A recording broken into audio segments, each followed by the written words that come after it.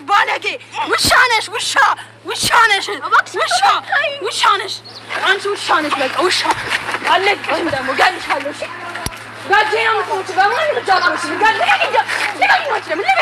أنت وشانش وشا أنت على وش من نبر وهاني وشا وش لقى قدامه تيزنقالات لي وشانش ايش باكستر أمش علقاتشو بليني مقلاتشو أنا قلاتشو على ترجعني على سكاس بلا شو بتشيل تشتري قلات لا طيل اللام زور لقى بلين لا تقلي بلين لقاكي بلين زور أرجوني قلات عنه زاري قلش عنه أنا مش من نفر Ashama harka fuudhee akkam jirtan hordoftoota chaanala kooti kan taatan marti keessanuu nagaan rabbii lafaaf iddoo jirtan isiniif haa baay'atu akkam turtan akka tasaa kana geessan an obboleettiin keessan nagaa guutuurraa faa qaba nageenya na bukkee ture isin birallee jiraatu isiniin jechaati namoonni chaanala kanaaf haratatan subscribe like gochuudhaan maatii keenyatti dabalama kan maatii koo turtan immoo hanga yoonaa yaadawwan garaagaraa na deeggaraa turtan galatoomaa galata guddaa na biraa qabdu isiniin jechuu jaaladha. Tole deebi'ee dhufee jira. Maaliin deebisee dhufte jechuun keessa inni oolu akkuma seensa irratti agartan kana jechuudha. Viidiyoowwan akkanaa kan aanillee guyyaatti hordofii taasisee sirriitti hordofuu qabe jechuudha. Ni ilaala. Jalqaba isaa gaafa ilaalee irraallee ni baratama garuu dhuma isaarra immoo baay'ee nama gaddisiisas nama kofalchiisas jechuudha. Maaliif bara kana keessa eenyutu amanamaa namni amanamaan eessa jira?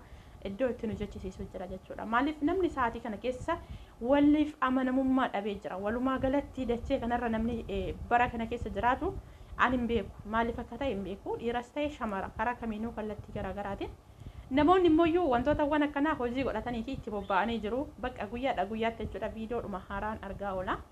Ijoolleen durbaa kun lamaan jalqaba mucayyoon turni darbuu isin godhaa shillimaata qabdan dhumarra jettee haasofsiistee gaafa dura haasa'an agam akka wal jaalatan hedduu akka wal jaalatan akkasumas bu'aa baay'ee hedduu keessa akka waliin darban oolmaa baay'ee akka waliif oolanidha.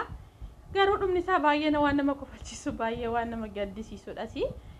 Haga lubbuu wal dabarsuutti ga'u jechuudha. Dhuma isaarra immoo jechuudha gaafa silkii fattashaan dhufee lubbuu wal dabarsuu biraa kan isaan ga'an jechuudha.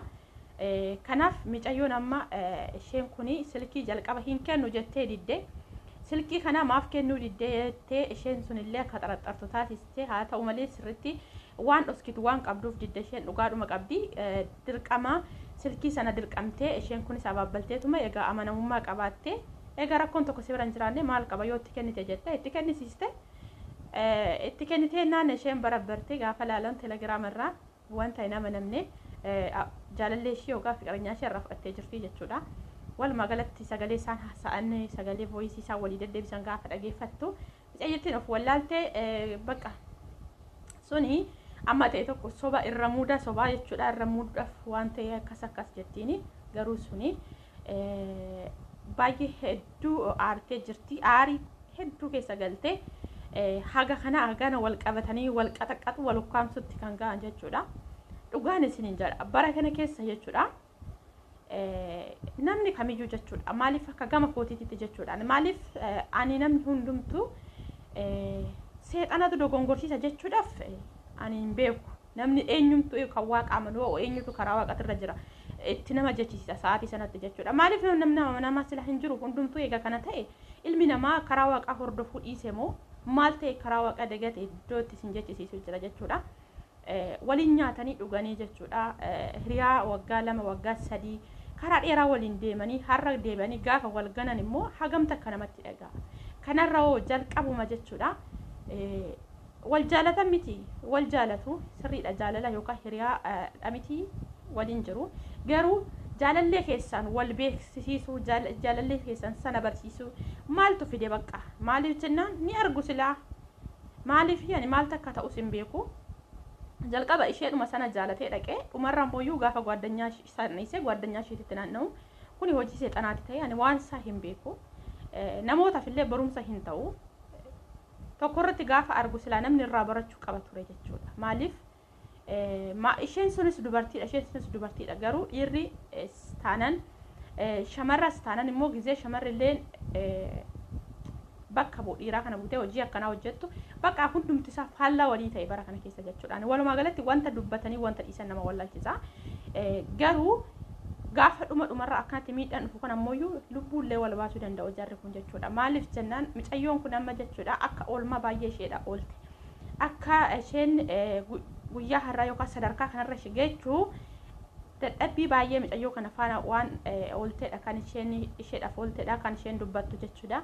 Har'aan si ga'ee nama si taasisee maal kaal wanti jalqaba waliif ta'an sun jechuudha mistirri jalqaba waliin dabarsaniyyuu addabaabayii irra ba'e jechuudha. Kanaaf amma kana bira ga'uudhaan duratti jaalalleedhuma isaanii sana fiddee ishee gwaddinyaa isheetiin wal barsiisuu dhiisuu wayyaan jira gama kootiin jechuudha. Maaliif wal jaalattan hiriyaadha miti hiriyaa shamarraa eeggatanii iccitiin keessan garuma keessanitti jaalalli jira waliif olmaa ooluun jira garuu iccitii keessanii baastanii osoo walitti himuu yookaan iccitii dhuunfaa keessanii kan ta'e jira iccitiin gosa baay'eedha iccitii hiriyaa kan dhuunfaa jira kan maatiin jira kana keessaa iccitii dhuunfaa keessanii taasistan yoo keessatti dhiistan akka kootti jechuudha isa sanan filadhaan maaliif jennaan karaa dheeraa yookaan immoo bu'aa bayii hedduu keessa waliin darbanii dhufanii har'a hagaatti lubbuu wal baasuu wal reebuu deebi'anii xalaataa yookaan bineensa wali ta'uurra jalqabuma osoo of eeganii inni argams garuu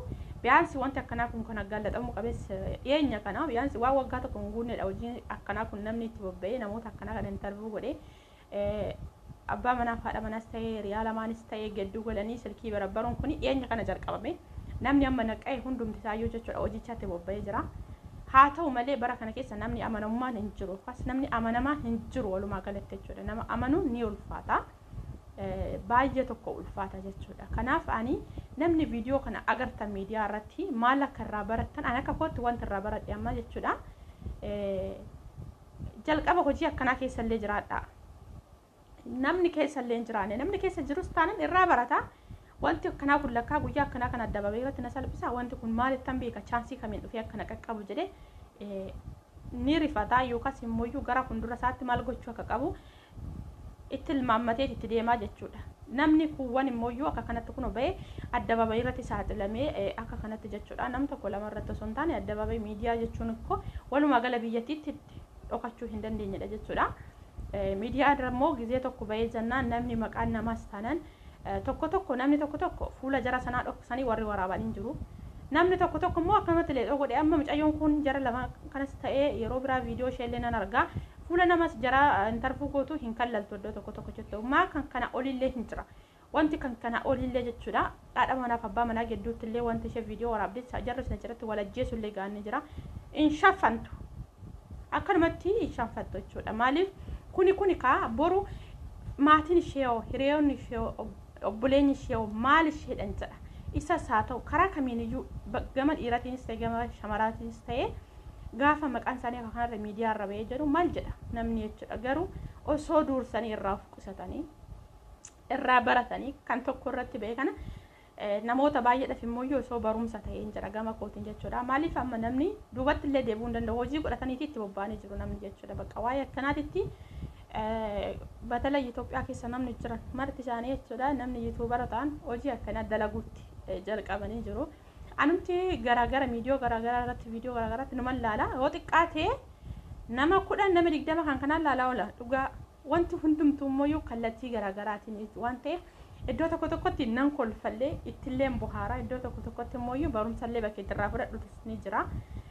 Bakka tokkotti immoo bakki itti baay'ee nama gaddisiisu nama aarsullee ni jira jechuudha. Osoo daa'ima qabanuu daa'ima isaaniillee isaanii kan gargar ba'antu jira. Kan achumatti illee obsa dadhabeetini zaqii ofirraa baasee hudhu jira. Abbaan manaa gaafa ishee mistira akkasii san argi kan hudhu jira. Dhugaan isin jira baay'ee jechuudha. Wanta laaluuf illee iddoo tokkotti isin qaanessutu jira jechuudha. Kanaaf namoonni argan osoo irraa baratanii tooniyyuu jechuudha waan akkanaatti irraa of qusatanii hiriyaa ofiis ta'e irraa wal gorsanii wal deebisanii haa ta'u malee bara kana keessatti nama amanuun ulfaatadha. Bara kana keessa ani amanamaan eenyu yoon jedhe rabbii tokkicha qofa amanamaan hin jiru. Maaliif namni walumaa galatti hin beeku ani dhugaa maaliif taanaan baay'ee tokko ulfaataa jechuudha. Baay'ee baqa si dammaqsa eenyuun nama eenyu wajjin jiraadha. lafa kanarra eenyudha namni amanamaanoo iddootti nu jechisiisu jira jechuudha. Waaqayyo immoo nama karaa isaa yaadatu nama amanamummaa qabaatu nu haa taasisu. Ilmi namaa keessattuyyuu waan hunda dursee amanamummaa qabaachuun barbaachisaadha. Maaliif jennaan dachee kanarra waggaa kuman jiraatanii yoo baay'ate 50-40 kanaaf jedhanii immoo osoo mana boruu yookaas immoo dachee kanarraa namni kamiyyuu asirratti nafu ni du'a. Boruu gaafa du'e sana hojii isaa takka takkaan waan hojjete sana iddoo dhaquyyuu hin qabu itti gaafatama kan ta'u namuma sana jechuudha. Sanarraa osoo har'a dursinee jireenya dachee tanaati jennee isa boruu sana dagachuu baannee irraa wal gorsinee wal deebisnee baay'ee gaariidhaan jedha akka gama kootiitti jechuudha. Kanaaf viidiyoo akkana gizee tokko namni itti kolfaa buhaaruudhaaf namni immoo akkana kana laaluuf ariifata. Anumti ofii kooti baay'ee of taajabee jira jechuudha. Maaliif adeemsa isaan kanaaf maal jechuu barbaadetananii anumti illee baay'ee tokko of taajabee jira isiniin jechuu barbaadetananii maaliif jennaan nani laalaa bakka tokkotti iddootti na kofalchiisu jira bakka tokkotti immoo bakka siluma wanta lakkaawwan akkanaa kun nama miidhaa wanta akkanaa kunis waan jedhu irraa barachuuf jecha nan hordofa sirriitti jechuudha. Namni immoo wantoota akkanaa hordofa kanan isin jedheef kanaafiyyuu nama kamiifiyyuu waaqayyo libboonaa nuuf haa kennu. Rabbiin nama karaa isaa yaadatu nu haa taasisu. Karaa seexanaa nu fuulduraa haa dhoksu. Kuni karaa seexanaati. Obboleessa yookaas akka obbolaatti otoo wallaalan wal jala garagaranii wal nyaachuu rabbi nu haa oolchu. Kuni baay'ee ulfaata. Waaqayyo nama karaa isaa yaadatu nu haa taasisu isin jechuu barbaadetananii dhugaa rabbii osoo namoota hedduudhaaf barumsa ta'e kanuma gara fuulduraatuyyuu namni irraa baratee wantoota akkanaatirraa of qusatee jedhee yaada akka gama kootiitti waaqayyoonnis immoo nama karaa isaa yaadatu nu haa taasisuun isin jechuu jaaladha. Dhugaan isin jira viidiyoo kana mee jalqabuma isaarra gaafa gartan gara peejii nama sanaa yoo dhaxxanii ilaaltan baay'ee tokko itti simboo haartuu irraallee ni barattu jedhee yaada.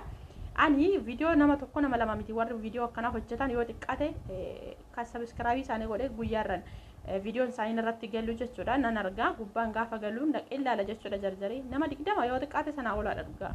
Kun hundumtuu nama Itoophiyaa keessa jiraatanidha jechuudha. Kanaafiyyuu amma yoo natitti garuu nama afaan Oromiffaati waan kana dalagu nagarre osoo gara keenya kanaanis dhaqanii kana caaladha isiniin jechuu barbaadetananii yeroo ammaatitti nama ijoollee afaan Oromootiin waan akkanaa waraabanii nagarre hundumtuyyuu ijoolleedhuma afaan Amaariffaatiin waraabanidha. Afaan Oromootiin immoo osoo kan waraaban ta'e amma kana caalaa jira jedhee yaada. Maaliif barri kun bara seexanaa sila ta'eef ilmi namaa karaa rabbii erga dagatee turee jira.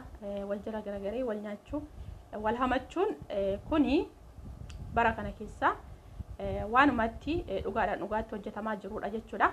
Kanaaf obboloota koo waaqayyo nama karaa isaa yaadatu nu haa taasisu. Rabbiin karaa isaa nu agarsiisu. Karaa seexanaa nu fuuldura haa dhosku. Turtii gaarii isin jechuu jaaladha. Laayikii godhaa. Yaada keessan komentii jalatti naa barreessaa. Mee namni viidiyoowwan akkanaa guyyaatti hordoftanii ilaaltan maal irraa barattan akkasumas waan irraa barattan sana yaada keessan naa kaa'aa komentii jalatti yaada keessan hin barbaada. Wal jajjabeessuun yaada olii wal jijjiiruun baay'ee gahaadha isin jechuu barbaada. Nagaan naaf tura. Hanga viidiyoo biraa walitti deebinutti turtii gaarii isin jechuu jaaladha.